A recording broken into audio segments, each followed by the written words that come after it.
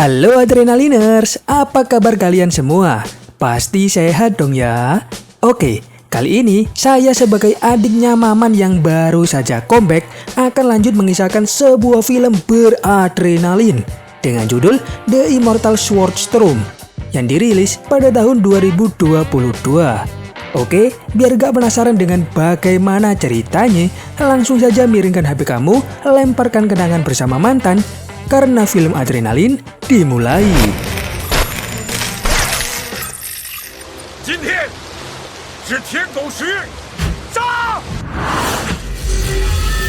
Pada awal film, kita diperlihatkan dengan sosok Raja Iblis yang diketahui bernama Raja Yu. Dia sedang memimpin beberapa pasukannya untuk mengarahkan pasukan lain dan menyerang wilayah sekte Xianjian. Tak hanya itu, Raja Iblis juga menggunakan kekuatan sihirnya untuk mengerahkan ribuan makhluk dan hewan buas yang ada di dalam hutan. Menyadari hal itu, ketua sekte Xianjian pun tak tinggal diam dan mengajak beberapa anggota terkuatnya untuk menghadang para monster di jalan.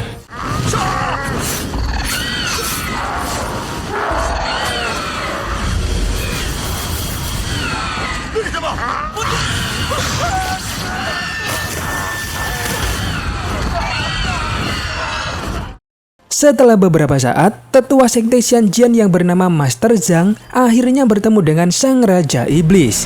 Master Zhang lalu bertanya mengapa Raja Iblis melakukan semua ini. Raja Iblis pun menjawab bahwa dia memang akan menghabisi beberapa warga desa hanya untuk menambah kekuatannya sendiri. Mendengar hal itu, Master Zhang pun menjadi kesal dan terjadilah pertarungan di antara mereka berdua.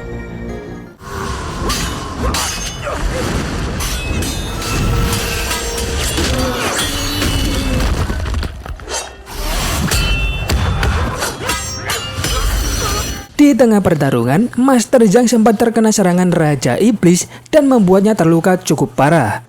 Akan tetapi, sebelum Raja Iblis menghabisi dirinya, Master Zhang sempat menyerang balik dengan jurus darah. Karena hal itu, Raja Iblis pun juga terluka cukup parah dan akhirnya memilih untuk kabur melarikan diri. Tak lama kemudian, datanglah seorang pendekar kepercayaan Master Zhang yang diketahui bernama Ziyu. Karena ancaman dari Raja Iblis, Master Zhang pun berniat untuk menempa pedang ganda ungu dan hijau guna mengantisipasi serangan dari Raja Iblis. Oleh sebab itu, Master Zhang pun menitipkan sekte Xianjian kepada Ziyu dan memintanya untuk menjaga semua orang yang ada di sana.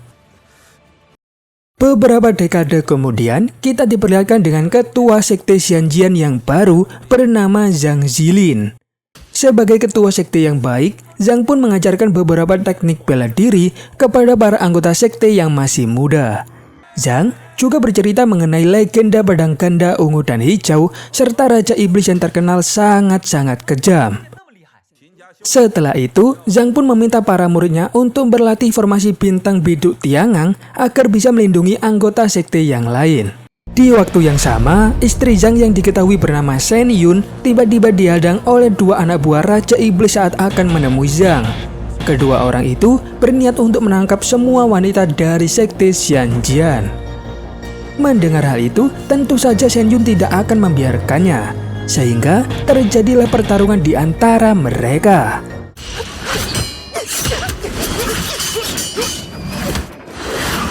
Mendengar suara keributan, Zhang dan para muridnya pun segera keluar untuk membantu Shen Yun bertarung. Karena hal itu, kedua anak buah Raja Iblis pun menjadi kewalahan dan akhirnya memutuskan untuk kabur melarikan diri.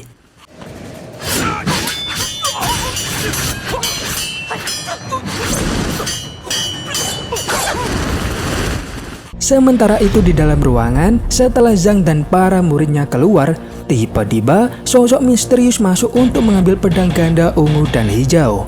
Beruntungnya, sosok tersebut langsung dihadang oleh Ziyu yang sudah lumayan tua dan kini dipanggil sebagai paman guru.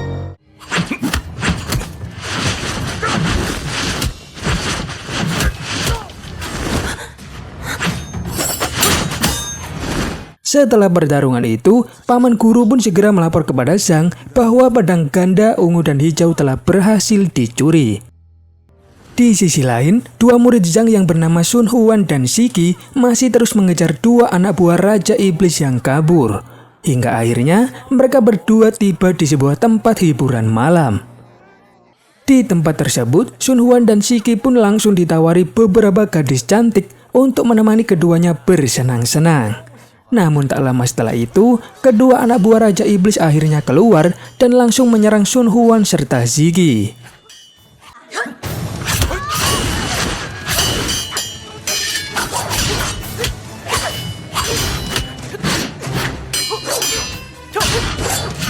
Di dalam pertarungan itu, Sun Huan bertarung melawan anak buah Raja Iblis yang bernama Yeme hingga sampai di sebuah tempat pengobatan milik seorang tabib.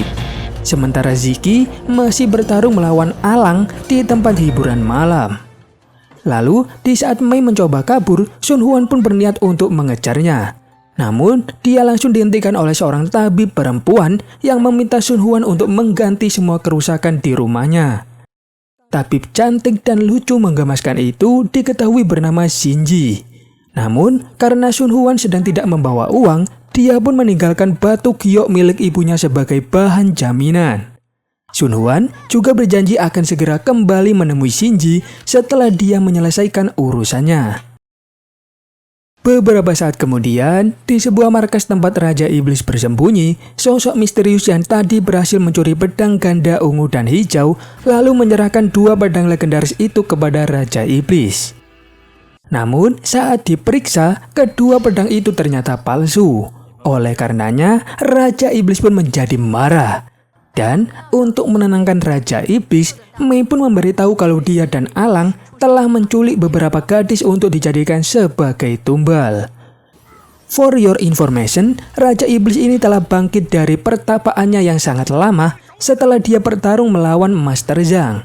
Dan karena Raja Iblis masih tidak terima dengan hasil pertarungan itu, dia pun berniat untuk menyerang sekte Xianjian. Namun, karena kekuatannya belum kembali sempurna, Raja Iblis pun membutuhkan jiwa para gadis untuk diserap, supaya kekuatannya bisa kembali pulih.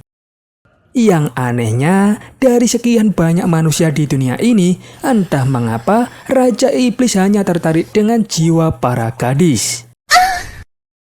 Pada malam harinya, anak buah Raja Iblis yang misterius dan selalu menggunakan cadar mencampurkan racun ke dalam bubur di suatu tempat. Pada pagi harinya, nampak keluarga Zhao yang terkenal kaya tengah sibuk membagikan bubur dan roti untuk Jumat Berkah. Di momen itu, semua anggota keluarga tidak ada yang sadar dan tahu kalau bubur tersebut telah dicampur dengan racun oleh seseorang. Putri pertama keluarga Zhao diketahui bernama Meng Ya, dan yang kedua diketahui bernama Meng Qi.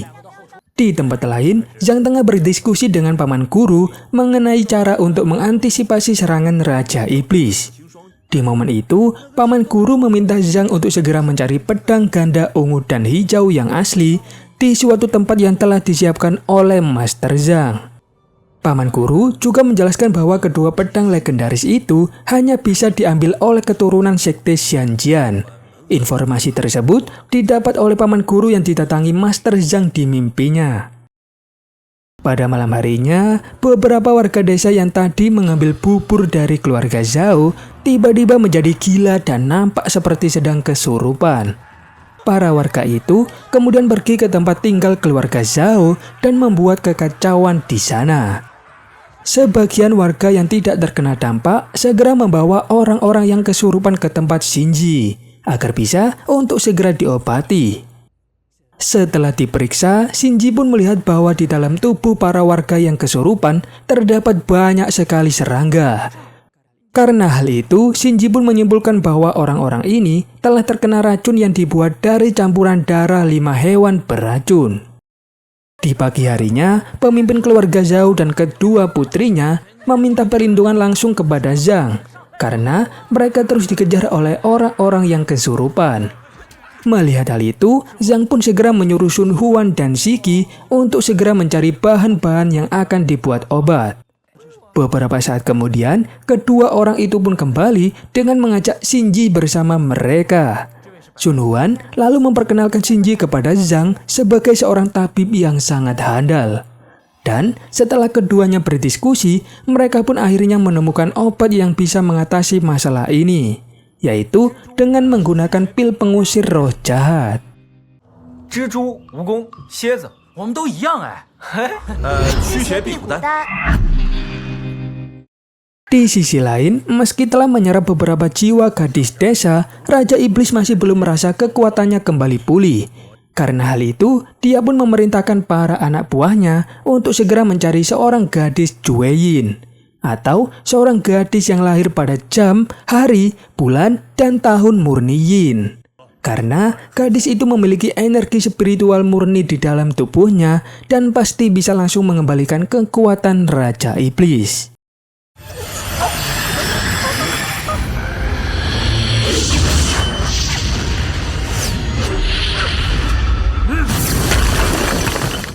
Sementara itu, Zhang masih terus meminta para muridnya untuk berlatih formasi bintang biduk Tiangang, agar jika sewaktu-waktu Raja Iblis kembali menyerang, mereka bisa melawannya untuk melindungi anggota sekte yang lain.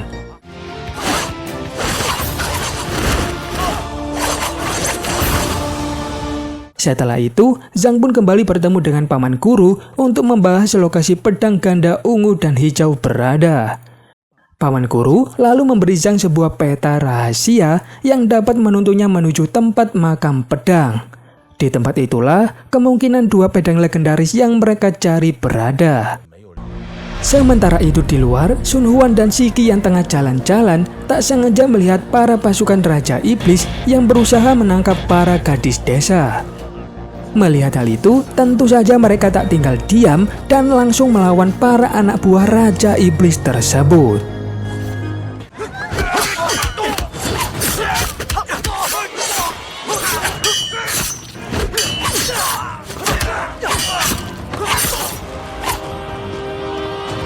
Setelah pertarungan itu, Sun Huan pun pergi ke tempat Shinji untuk membantunya membuat pil pengusir roh jahat. Sementara Shiki pergi ke kediaman keluarga Zhao untuk memantau gerak-gerik pasukan iblis yang sering mengintau Meng Ya.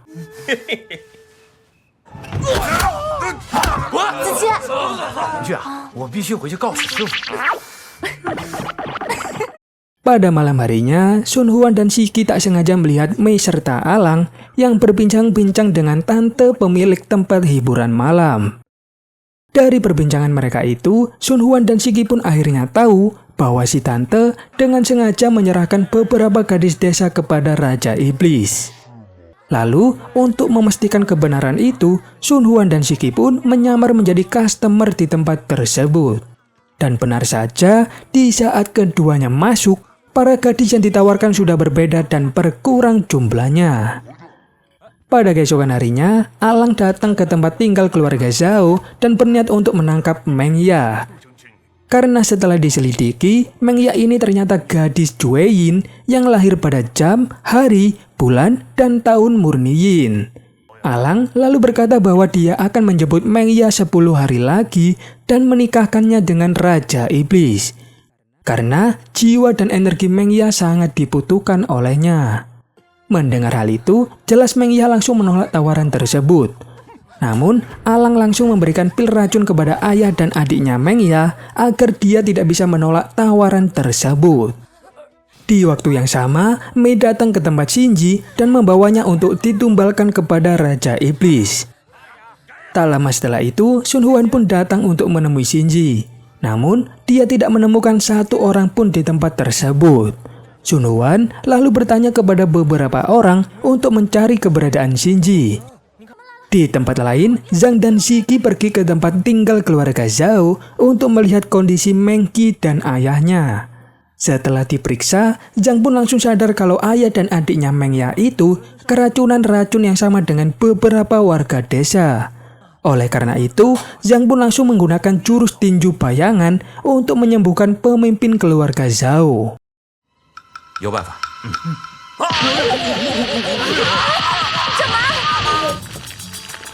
Di waktu yang sama, Sun Huan akhirnya berhasil menemukan tempat penyekapan para gadis desa. Karena hal itu, dia pun segera mengirim sinyal agar Zhang dan Shiki datang menyusulnya. Sun Huan lalu mendekati Shinji dan berniat untuk membebaskannya. Namun, aksi Sun Huan itu langsung disadari oleh anak buah Raja Iblis dan terjadilah pertarungan di antara mereka.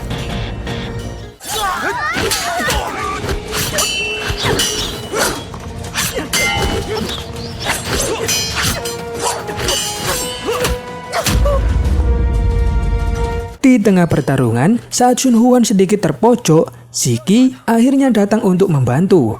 Namun, karena kalah jumlah, mereka berdua pun akhirnya memutuskan untuk pergi. Beberapa saat kemudian, Sun Huan dan Shiki pun kembali ke markas sekte Xianjian. Mereka berdua lalu melapor kepada Zhang dan Paman Guru mengenai tempat di mana para gadis desa ditahan.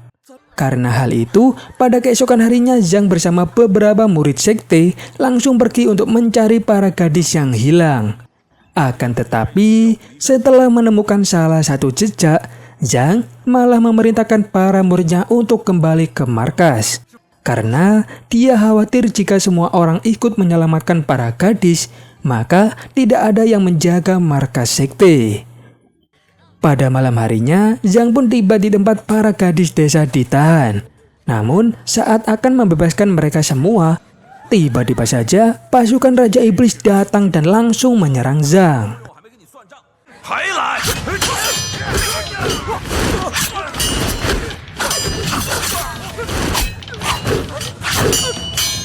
Di tengah pertarungan, Zhang yang berusaha menyelamatkan para gadis tiba-tiba malah diserang oleh Shinji.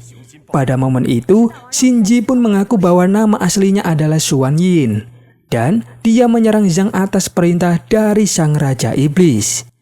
Mengetahui hal itu, Zhang pun membatalkan rencananya dan kabur untuk menyelamatkan diri. Setelah kejadian itu, terungkaplah fakta bahwa anak buah Raja Iblis yang selalu menggunakan cadar ternyata adalah Shinji, atau nama aslinya adalah Xuan Yin. Dari sini, baru diketahui juga bahwa sosok misterius yang telah memasukkan racun ke dalam bubur milik keluarga Zhao adalah Xuan Yin. Dan dengan polosnya, dia juga yang membuat obat penawar untuk racun tersebut. Beberapa saat kemudian, ketika Xuan Yin sedang sendirian, dia tiba-tiba didatangi Sun Huan yang langsung meminta penjelasan. Di momen itu, Xuan Yin pun mengaku jika dia memang anak buah dari Raja Iblis. Semua itu dia lakukan sebagai tanda balas budi karena Raja Iblis telah merawatnya sejak kecil. Mendengar hal itu, Sun Huan sempat tidak peduli dan mengajak Xuan Yin untuk kembali ke tempat pengobatan. Dari sinilah terungkap jika Sun Huan telah jatuh cinta kepada Xuan Yin. Namun sayangnya, Xuan Yin langsung menolak hal itu dan berkata bahwa mereka tidak akan pernah bisa bersatu. Xuan Yin juga mengembalikan batu giok milik ibunya Sun Huan dan kemudian pergi meninggalkannya. Sementara itu di markas sekte, Meng Ya dan ayahnya meminta perlindungan kepada Zhang karena besok anak buah Raja Iblis akan datang menjemputnya, serta menikahkan Meng Ya dengan Raja Iblis. Mendengar hal itu, Zhang pun menyuruh Meng Ya dan ayahnya untuk tetap tenang serta menuruti kemauan Raja Iblis, karena dia sudah menyiapkan suatu rencana yang sangat bagus. Pada keesokan harinya, para anak buah Raja Iblis benar-benar datang untuk membawa Meng Ya dengan sebuah tandu istimewa. Pada awalnya, Meng Ya nampak ragu saat akan menjalankan rencana dari Zhang. Namun, demi keselamatan ayah dan adiknya, Meng Ya pun terpaksa menuruti kemauan Raja Iblis. Meng Ya lalu dibawa ke tempat Raja Iblis bersembunyi. Namun saat di tengah jalan, Shiki tiba-tiba muncul dan langsung menghadang para anak buah Raja Iblis.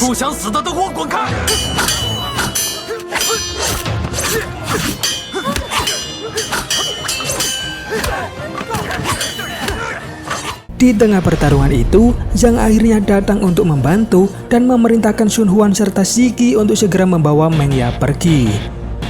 Akan tetapi, di momen itu Raja Iblis juga menggunakan kekuatannya untuk merubah langit yang awalnya terang menjadi gelap. Sementara itu, Sun Huan dan Shiki yang sedang membawa Meng Ya pergi tiba-tiba bertemu dengan Xuan Yin. Wanita tersebut kemudian membuat angin badai dengan suara serulingnya untuk memisahkan Meng Ya dengan Sun Huan serta Shiki.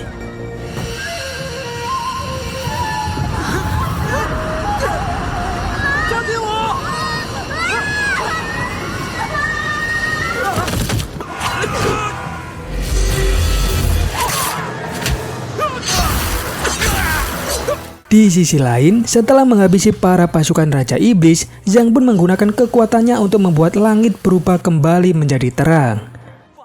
Setelah itu, Zhang pun mengumpulkan para muridnya di aula sekte. Zhang lalu meminta kepada para muridnya itu untuk menjaga sekte Xianjian selama dia tidak ada di sini. Karena Zhang dan Shen Yun atau istrinya tersebut akan mencari pedang ganda yang legendaris. Sementara itu di tempat lain, Xuan Yin yang berhasil menangkap Meng Ya langsung membawanya ke hadapan Raja Iblis. Melihat hal itu, Raja Iblis pun menjadi sangat senang. Karena dia seperti melihat kekuatan sempurnanya di dalam diri Meng Ya.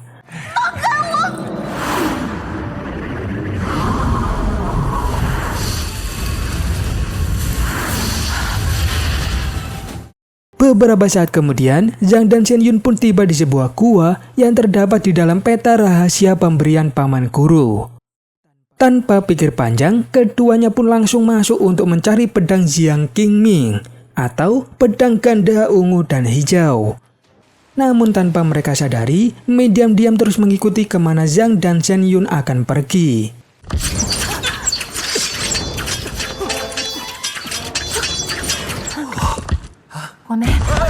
Setelah melewati beberapa jebakan yang ada di dalam gua, Zhang dan Shen Yun pun akhirnya tiba di suatu tempat yang terdapat banyak sekali pedang. Di antara pedang-pedang itu, terdapat 2 pedang yang mengeluarkan cahaya berwarna ungu dan hijau. Setelah diperiksa, ternyata kedua pedang itulah senjata yang selama ini mereka cari, yaitu pedang ganda ungu dan hijau.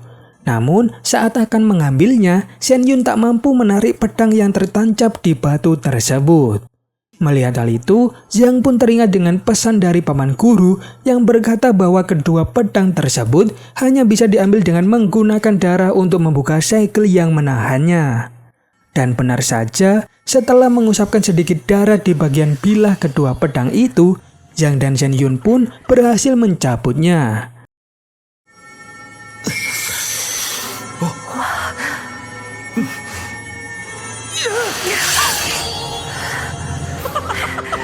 Tak lama setelah itu, Mei tiba-tiba datang dan langsung menyuruh Zhang serta istrinya untuk menyerahkan 2 pedang legendaris tersebut. Namun tentu saja, Zhang langsung menolak hal itu dan terjadilah pertarungan singkat di antara mereka.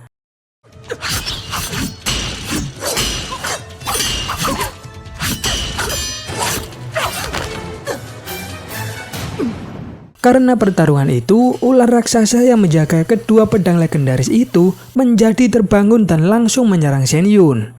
Meski langsung menebasnya, namun Shen Yun sempat terkena racun dari ular itu di matanya. Setelah mengalahkan Mei, Zhang pun segera memberi Shen Yun obat penawar racun.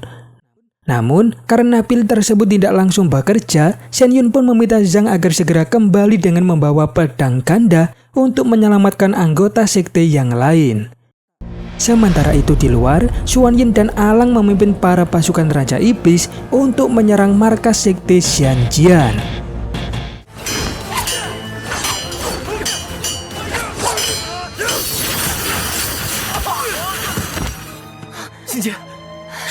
Di tengah pertarungan itu, Raja Iblis akhirnya datang bersama Meng Ya yang kini telah menjadi sumber kekuatan Raja Iblis. Melihat hal itu, Ziki pun langsung menyuruh teman-temannya untuk membentuk formasi bintang biduk Tiangang guna melawan sang Raja Iblis.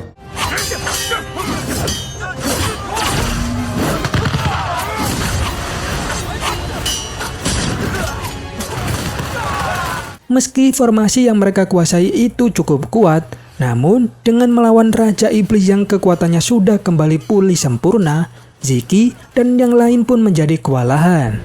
Tak lama setelah itu, Paman Guru pun akhirnya keluar dan langsung melawan Raja Iblis. Tak hanya itu, Zhang kemudian tiba-tiba juga datang dan meminjamkan pedang ungu kepada Paman Guru untuk melawan Raja Iblis.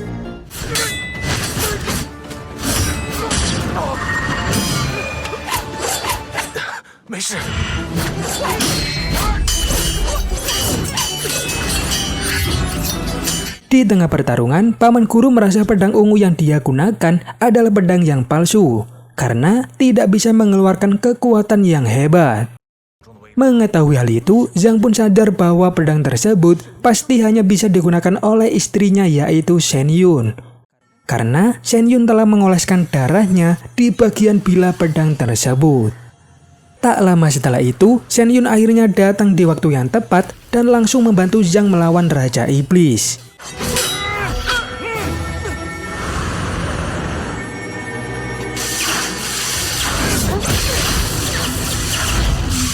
Di sisi lain, Meng Ya tidak bisa menghentikan dirinya sendiri untuk terus mentransfer energi yin kepada Raja Iblis, karena tubuhnya telah disihir oleh beliau.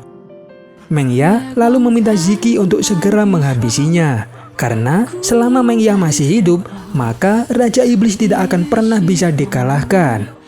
Mendengar hal itu, Ziki yang selama ini suka kepada Meng Ya tentu tidak sanggup untuk melakukan hal itu. Oleh karenanya, Meng Ya pun memutuskan untuk menghabisi dirinya sendiri dengan meminjam pedang milik Ziki. Karena hal itu, kekuatan Raja Iblis pun menjadi melemah dan akhirnya bisa dikalahkan oleh Zhang serta istrinya.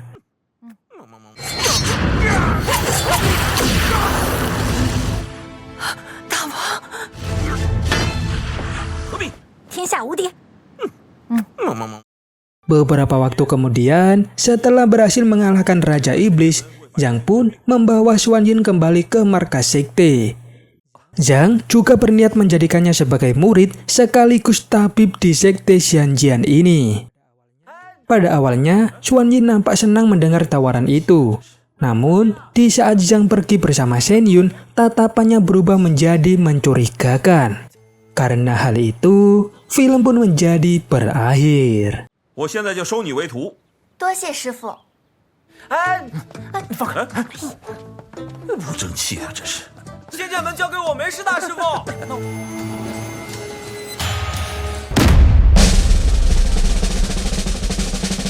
Pelajaran yang bisa kita ambil dari cerita ini adalah jangan mudah percaya dengan perempuan. Oke, mungkin cukup hanya sekian. Terima kasih dan sampai jumpa. Dadah.